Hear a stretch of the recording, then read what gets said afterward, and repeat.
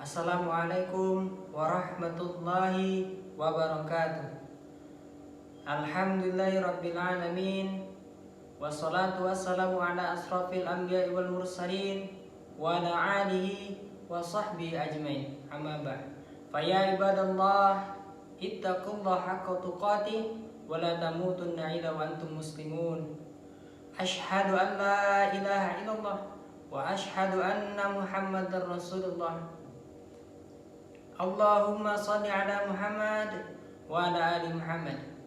Pertama-tama, marilah kita panjatkan puji dan syukur kita atas kehadiran Allah Subhanahu wa taala yang mana telah memberikan kita kesehatan, nikmat iman dan nikmat Islam sehingga kita dapat berkumpul dan menyampaikan materi ini.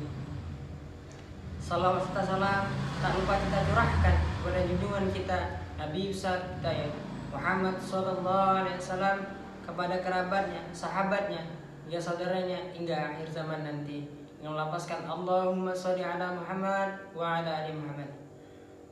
Perkenalkan, nama saya Akbar Gunawan dengan NIM 19.19151. Di sini saya akan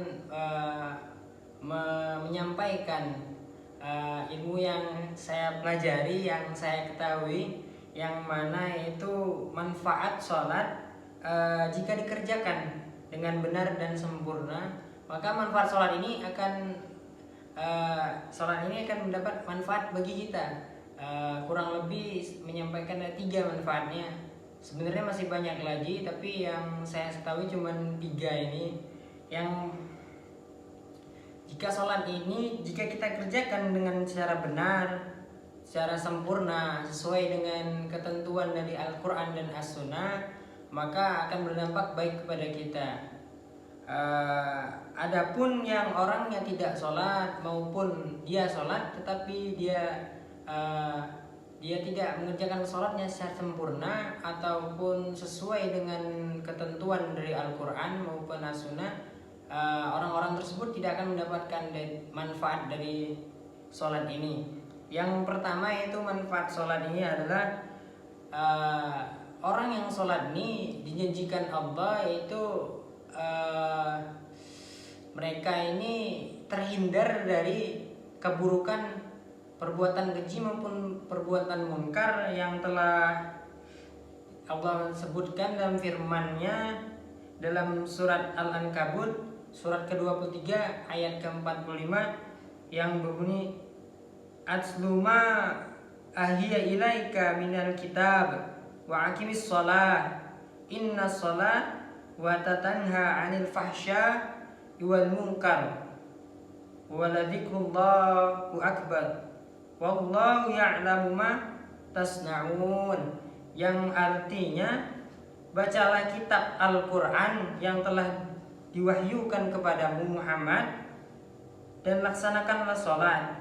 Sesungguhnya sholat itu mencegah dari perbuatan keji dan perbuatan mungkar. Jadi sholat ini mencegah kita dari perbuatan keji dan mungkar. Tapi seandainya sholat kita ini, jika kita sholat tapi kita sering meledek, menjelekkan orang lain, sering mendengarkan kejelekan orang lain, senang dengan keburukan orang lain, maka kita introspeksi diri kita lagi bahwa sholat kita nih kayaknya rasanya kurang sempurna itu. Berarti ada salah dengan sholat kita atau yang kurang. Lanjut dari arti Quran tadi, dan ketahuilah mengingat Allah, sholat itu lebih besar keutamaannya dari ibadah yang lain. Berarti ibadah sholat ini memiliki keutamaan yang ibadahnya lebih besar daripada ibadah yang lainnya. Dan Allah mengetahui apa yang kamu kerjakan. Berarti Allah mengetahui kita jika kita mengerjakan sholat ini dengan sungguh-sungguh. Dan yang kedua yaitu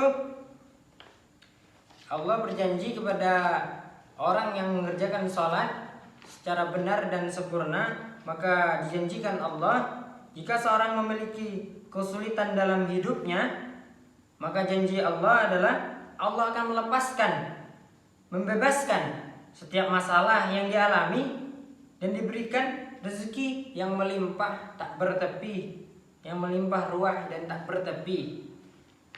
Hadis firman Allah dalam Quran surat At-Talaq ayat 2-3 yang berbunyi faiza tala'ta ajalahunna fa'amsikuhunna bima'rufin aw farikuhunna bima'ruf wa ashidu wa nakaidim minkum wa aqimus syahadah lillah dzalikum yurzuqu bihi man kana yu'minu billahi wal yawmil akhir wa may yattaqillah yaj'al lahu makhraja. Yang artinya di sini sebenarnya Quran surah At-Talaq ini sebenarnya mengartikan tentang talak. Tapi kita baca saja artinya ya. Artinya apabila mereka telah mendekati akhir lidahnya, maka rujuklah mereka dengan baik atau lepaskanlah mereka dengan baik. Dan persaksikanlah dengan 2 orang saksi yang adil di antara kamu, dan hendaklah kamu tegakkan kesaksian itu karena Allah. Demikianlah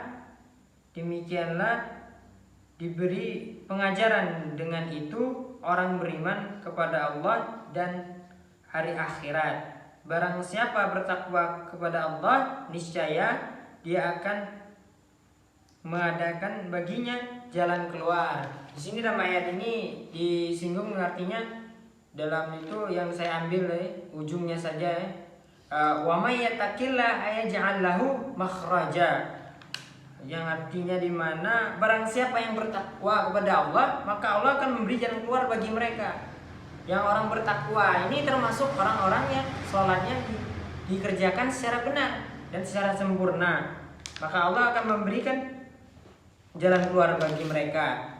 Dilanjutkan dalam ayat ketiganya, wa yarzuquhu min haitsu la yahtasib wa may yatawakkal 'ala Allahi fa huwa hasbuh innallaha la yaghlibu amri qad ja'alallahu likulli syai'in qadir. Artinya dari memberi rezeki dari Allah dan memberinya rezeki dari Allah yang tidak disangka-sangka. Berarti Allah memberikan rezeki kepada kita itu, pada orang yang bertawakal, orang yang mengerjakan sholat itu diberikan rezekinya melalui jalan yang tak terhingga-hingga, tak terduga bagi kita. Bisa saja kita seandainya hari ini belum makan, ketemu teman kita di jalan, diajak teman kita ke warung, ditraktir teman kita, bisa jadi seperti itu. Karena Allah ini memberikan rezeki kita tidak terduga-duga. Contohnya seandainya kita kesulitan,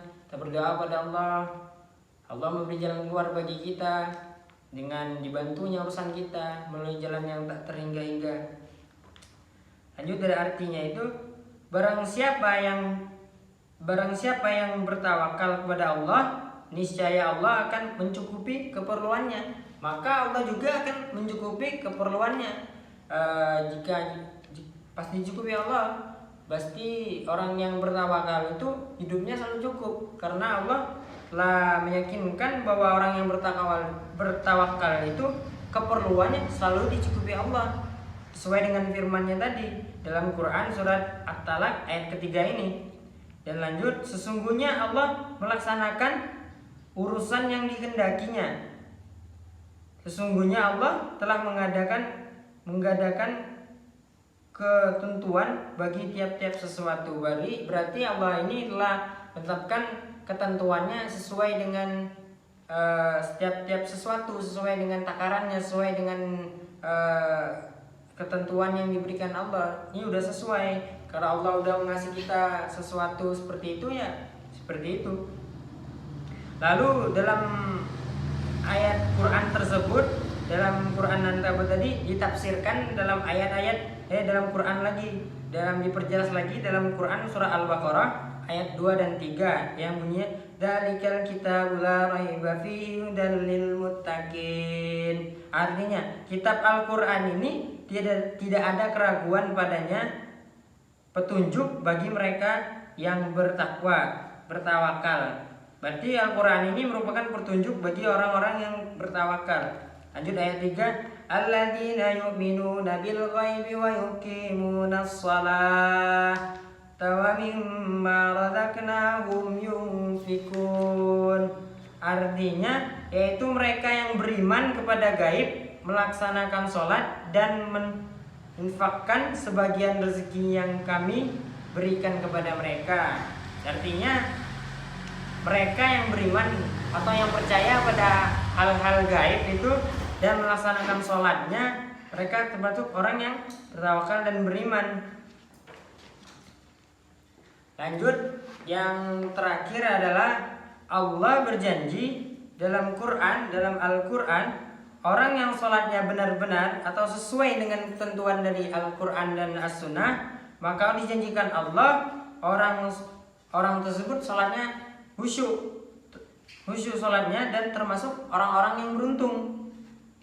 Di dalam firman ini dijelaskan dalam Quran surat Al-Mu'minun ayat 1 dan 2 yang bunyinya qad aflahal mu'minun, sungguh beruntungnya orang-orang yang beriman.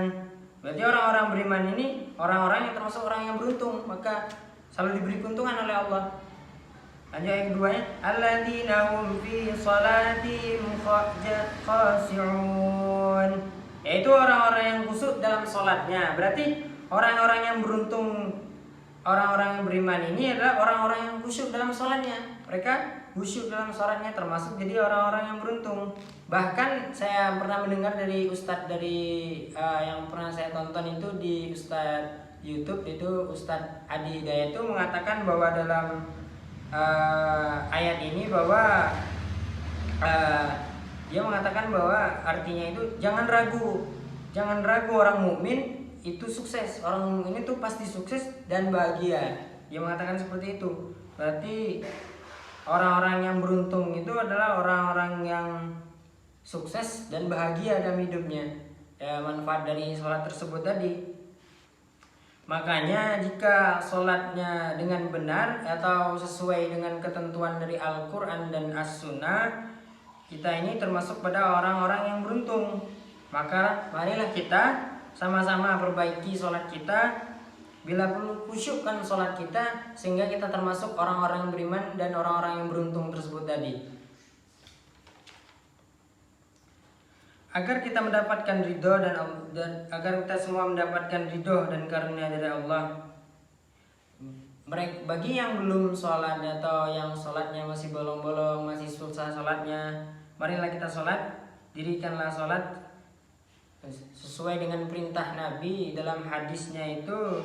Dalam hadis Nabi dari Abdullah bin Amr radhiyallahu anhu ini berkata bahwa Rasulullah sallallahu alaihi wasallam bersabda, suruhlah anak kalian sholat ketika berumur 7 tahun dan pukullah mereka ketika berumur 10 tahun. Jika mereka meninggalkan sholat, dan pisahkanlah tempat tidur mereka antara anak laki-laki dan anak perempuan. Hadis riwayat Abu Daud nomor hadis 495. Di sini berarti dalam hadis Nabi ini telah dijelaskan bahwa anak-anak itu sudah kan sholat pada umur 7 tahun. Bahkan anak-anak yang umurnya udah 10 tahun boleh dipukul kalau mereka nggak mau sholat. Orang tuanya mau sholat tapi mereka tidak mau, boleh dipukul. Semoga itulah yang saya dapat sampaikan dari manfaat sholat tadi, yaitu manfaat dari sholat ini tiga manfaat tadi. Yang pertama, kita terhindar dari perbuatan keji dan buruk. Yang kedua, kita dapat dibebaskan dari, dimudahkan urusan kita, dapat rezeki yang berlimpah tak berhenti, yang ada rezeki yang datang terus. Dan yang terakhir tadi, kita ini termasuk orang-orang yang beruntung, orang-orang yang sukses, dimudahkan Allah dalam mengatasi menjalani kehidupan di dunia ini. Sekian dari saya, mohon maaf. Seharusnya masih banyak lagi yang dapat dimanfaat dari sholat ini, tapi ya saya hanya bisa ini karena kurangnya ilmu saya, mohon maaf. ada salah kata atau penyampaian saya yang kurang baik yang belum dapat dicerna, wabillahi taufiq wal hidayah. Wassalamualaikum warahmatullahi wabarakatuh.